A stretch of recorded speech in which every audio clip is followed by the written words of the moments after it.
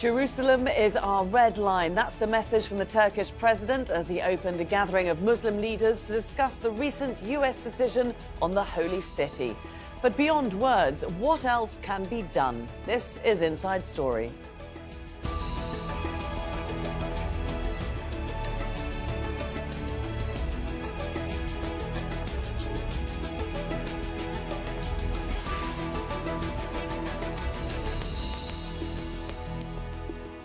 Hello there and welcome to the programme. I'm Laura Kyle. Jerusalem's status as part of Israel or Palestine or both has long been a controversial issue many politicians have shied away from. But Donald Trump changed decades of US policy last week by recognising the city as Israel's capital. That decision set off worldwide protests and condemnation. Turkish President Recep Tayyip Erdogan convened a meeting of the Organisation of Islamic Cooperation, or OIC, on Wednesday to discuss a response. He said the US decision was illegal and Jerusalem was a red line. The final communiqué said the United States should withdraw from its role in the peace process. But what can the 57-member organisation realistically do to pressure the US? Here's what Erdogan suggested at the event. I would like to call all nations around the globe to respect international law, to rise up and recognize Jerusalem as the occupied capital city of the state of Palestine. We will never give up on our demand for a free and sovereign Palestinian state, the capital of which is Jerusalem. And as Islamic countries, we condemn the violence of Israeli soldiers vis-à-vis our Palestinian brothers and sisters protesting the latest decision of the United States. Well, after the meeting, the OIC members released a statement echoing those thoughts, calling on the world to recognise East Jerusalem as the Palestinian capital. Palestinian Authority President Mahmoud Abbas also attended the meeting, and here's what he had to say. The United States chose to lose its role and eligibility as a mediator and not to have a role in the political process. We will not accept any American role in the political process from now on. The U.S. is biased to Israel. That is our position. This is a major crime that requires us to come out with decisive decisions that protect the identity of Jerusalem until we end the Israeli occupation of the state of Palestine. Well, issues concerning Jerusalem go right to the heart of the OIC as an organisation. It was formed in September 1969 after an Australian man set fire to part of the Al-Aqsa Mosque in East Jerusalem. It's the third holiest site in Islam. Today, there are 57 members of the Organisation of Islamic Cooperation spanning 4 continents. The group calls itself the collective voice of the Muslim world, and it meets every 3 years to address issues of peace, governance and development. Let's go now to our guests. And joining us from Ankara, Yusuf Kanli, journalist and former editor of Turkey's Hurriyet Daily News. In Tel Aviv, Gideon Levy, columnist with Haaretz newspaper. And in Amman, Moin Rabbani, a senior fellow at the Institute for Palestine Studies. A very warm welcome to all of you. Yusuf, Turkey, calling this emergency summit, sought a common response to the US declaring Jerusalem as Israel's capital. It certainly got a common response, but it was all words. First of all, it was important for the Muslim countries to have a common voice against what Ankara categorized from the beginning as a provocative action by the American presidency.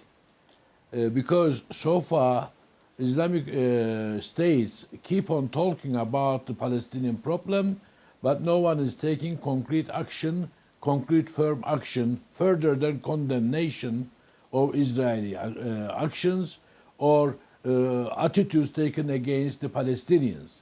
Now, for the first time, we have a concrete step.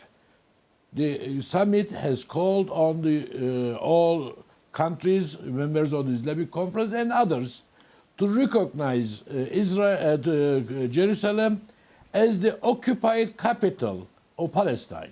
OK. Moin, would you agree with that? Would you see the outcome of today's summit as a concrete step in the right direction? I think it's a step in the right direction, but I wouldn't quite call it a concrete step. I mean, the meeting called on its member states to make this declaration of recognition, but we'll have to see to what extent it's actually implemented. I mean, I would have very much expected to see something significantly more concrete in terms of the member states of the OIC announcing and adopting specific measures at the meeting, not only vis-a-vis their relations with the Palestinians, but more importantly, in respect of their relations with Israel and with the United States, because many OIC members maintain relations with Israel, and all of them maintain or virtually all of them maintain relations with the United States. And so I think if we look at what actually happened today, it can safely be considered at the level of declarations rather than concrete action. Gideon, Israel certainly have been watching this summit. Do you think it was wary of any action taken against it, or did it feel that it was pretty secure in the fact that 57 nations were not going to take any concrete action in regards to it, or, as Moin says, the United States? Fortunately or unfortunately, Israel can remain quite indifferent to what's going on in Ankara, because by the end of the day, it will remain as a lip service, another lip service to the Palestinian cause, not much more than this. And in any case, Israel has its own ties with some of those countries, and those ties will remain. And Israel can trust the United States more than ever before. What does it need more than this?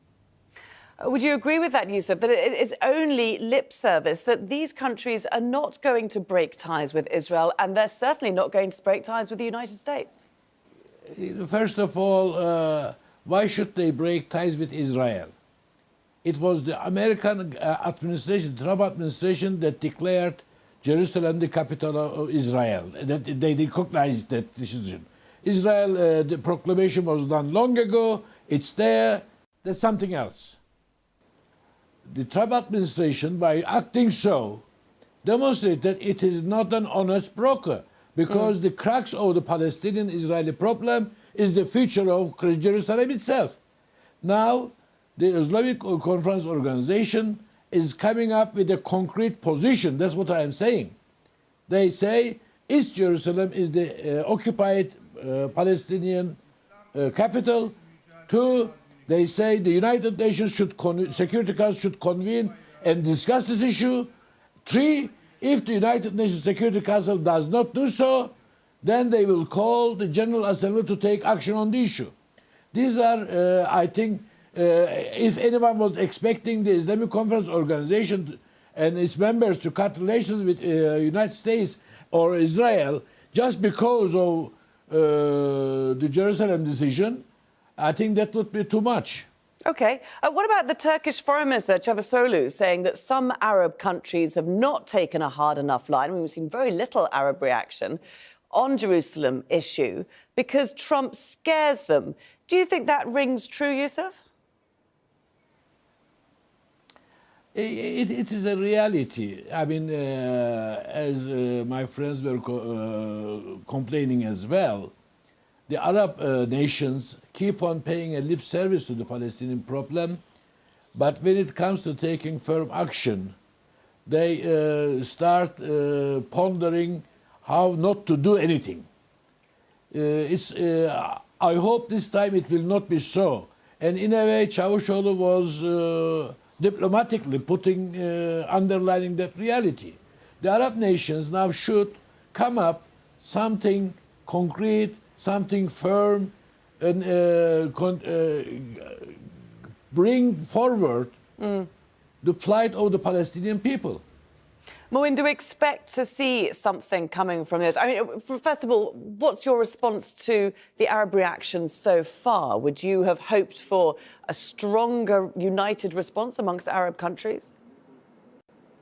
I wouldn't have expected a stronger response from the recent Arab League meeting for the simple reason that these are leaders and governments who, on the whole, are increasingly estranged from their people, who in many cases are either close partners of the United States or rely on the United States either for their own security and survival or rely on the United States in terms of conflicts that they themselves are waging either amongst themselves or against other states. And in that context, I don't think they're going to privilege anything concerning the Palestinians over their bilateral relations with the United States. And I think, nevertheless, it's not meaningless that at a time when Arab states and governments are so divided over the various conflicts in the region, Syria, Yemen, Libya, and so on, that they could at least not be divided by the Palestine question as well.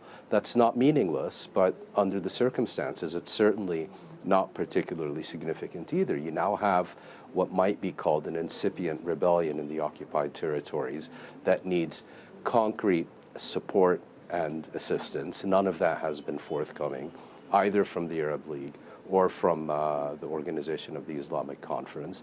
Similarly, these states could, for example, have put in provisions to make their own relations with third parties, whether Israel or the United States or others, dependent on how they respond to this latest American declaration, at various levels of seriousness, and they've failed to do any of that. But I also have to say, we are also living in a reality where the Palestinian leadership itself has not yet met and put forward a clear set of resolutions and an agenda and demands. And I think that's really the biggest shortcoming in this whole equation, is that it's ultimately up to the Palestinians themselves to take the lead in confronting this new reality.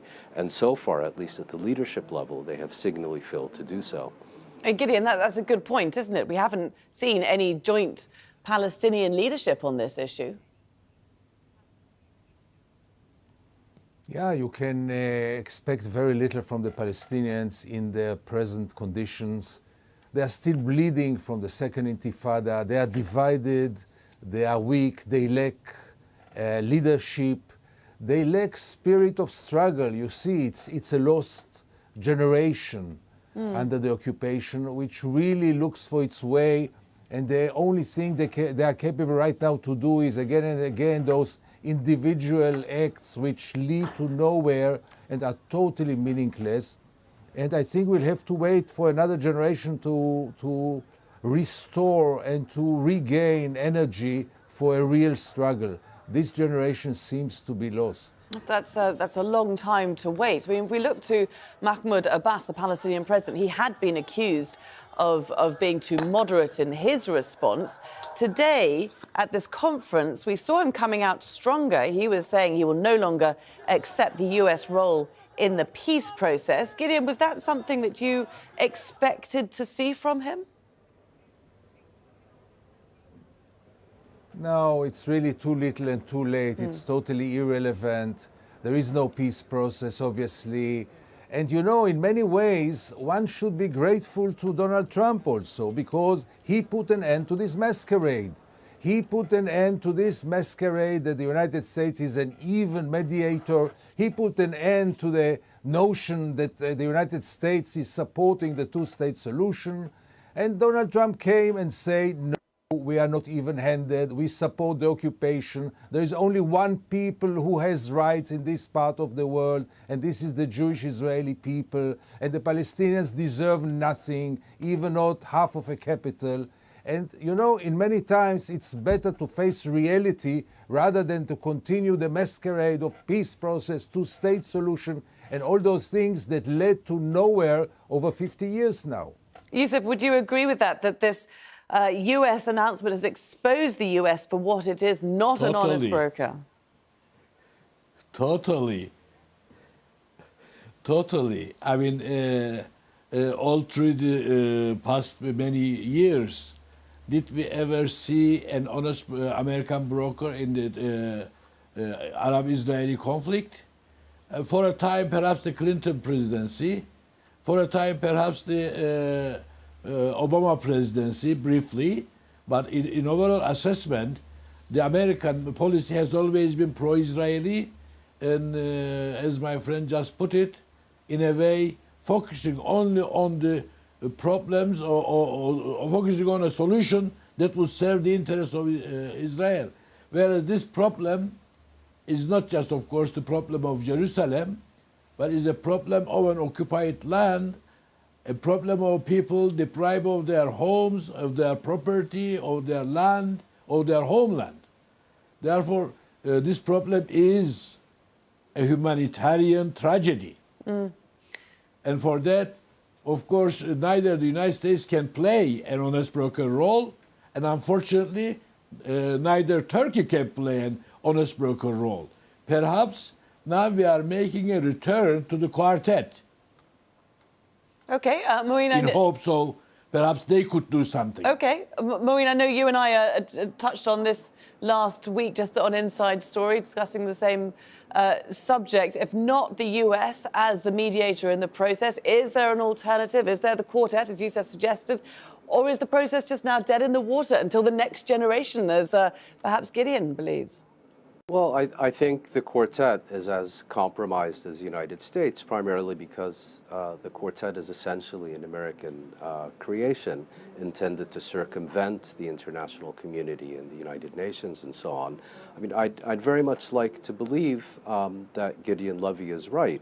My fear, and I think the real scandal, would be that if this latest measure does not lead to a situation in which the U.S. is no longer able to play the role of exclusive mediator in the Arab-Israeli and Israeli-Palestinian conflicts. In other words, I think it's not impossible that Arab states, including this Palestinian leadership, despite the words that we've heard, will continue to try to find a way to go along with these, various initiatives and plans and so on that are being hatched by the Trump team. I think the obvious alternative is to look at least for an expansion of the mediator role. I mean, some people have proposed something along the lines of an international committee, a P5+1, something along those lines, as we had with the Iranian nuclear agreement. But I think even more important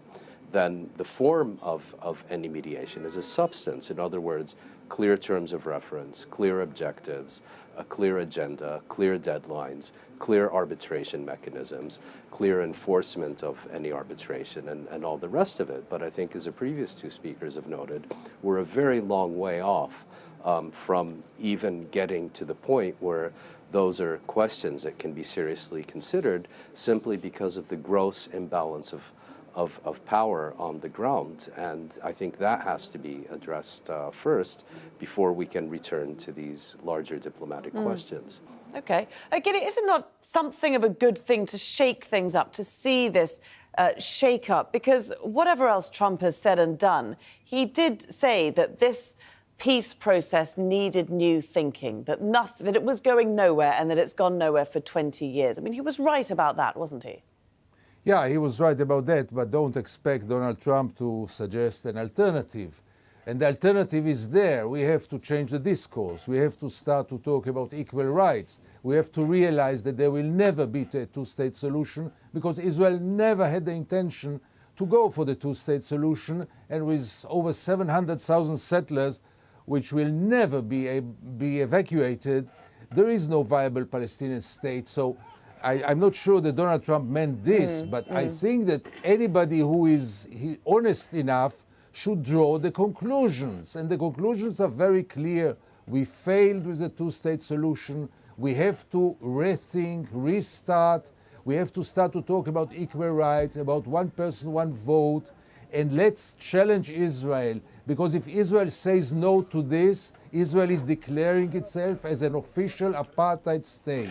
And if Israel says no to this, and there is another apartheid state, it's about the world to decide, do we accept another apartheid state in the 21st century, yes or no? And then the world will be challenged to do something like it did with South Africa, or just to continue to hug this apartheid state, finance it and supply it with arms, and say, we live with it in peace. Youssef, do you believe that the world is almost at the point where it can challenge Israel? Yeah, we have to face the reality. Israel has nuclear capability. The Americans are firmly behind Israel. The Arab world is divided, and it cannot come up with a common position. This is a very rare development here. But as my friends already said, let's see what will be the translation of this into reality, what action they will take tomorrow. Therefore, the Palestinian people how can they have much expectation that their problem might come to an end tomorrow?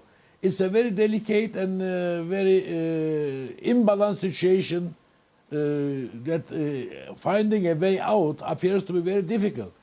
How can this be, if somehow the Islamic world starts implementing decisions firm enough, like the oil boycott of the 70s, then perhaps something can be done.